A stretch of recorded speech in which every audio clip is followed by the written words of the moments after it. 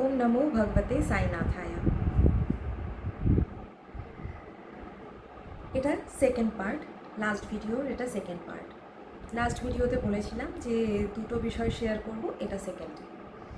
এটা হলো 2020 পরে যখন সিইউইটি শুরু হয়, তো বোলপুর থেকে এক বোন, সে বয়স আমার থেকে অনেক ছোট, কিন্তু তারপরেও আমি ওকে বোন বলি, ও আমাকে বৌমনি বলে।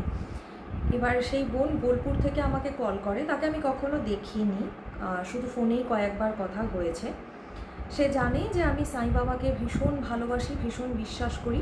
আর আমি দেখেছি, আমি যে সাই বাবাকে ভালোবাসি, সাইকে বিশ্বাস করি, তার সেই বিষয়টাকে লোকের খুব ভালো লাগে।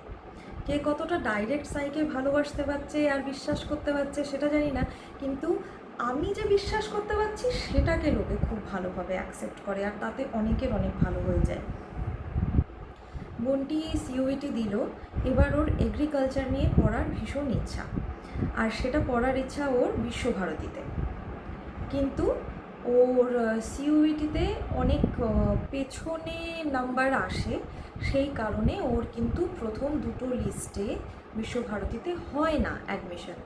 ও ফিজিক্স বা কেমিস্ট্রি কোনো একটা সাবজেক্ট নিয়ে ওদেরই জায়গাতে অন্য একটি কলেজে পড়তে শুরু করে। আমাকে মাঝে ফোন করলো, আমি বললাম হ্যাঁ অবশ্যই তুমি অন্য কলেজে ভর্তি হও, সব কিছু করো, কিন্তু তোমার ডেফিনেটলি যেটা তুমি ভেবে রেখেছো সেটা হবেই। সাইয়ের ঘরে সব কিছুর জন্য জায়গা আছে, আর তুমি পড়াশুনো করতে চেয়েছো, তোমার তো এটা হবেই।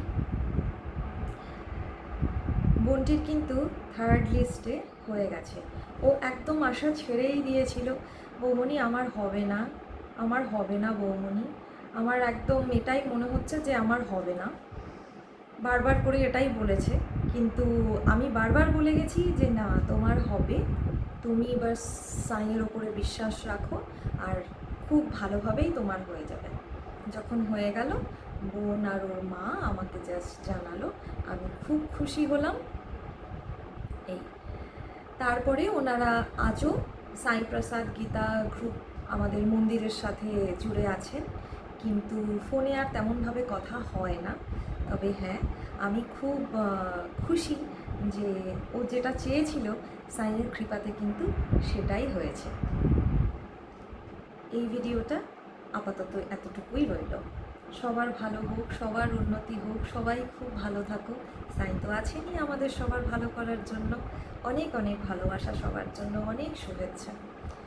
ওম নমো ভগবতে সাইনাথায়।